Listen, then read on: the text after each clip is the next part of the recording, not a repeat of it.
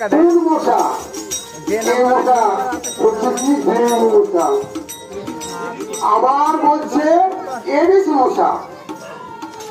এই মশার কামড়টা খুব জ্বালা, রোগ আসতে বাধ্য, আসবে। যাকে একটা ছেড়ে 3টা মশা যখন কামড় দিলে যেমন অসুস্থ হয়ে যাবে, তাহলে 3বার যদি কামড় দেয় সে রুগীতে নিশ্চয়ই যাবে।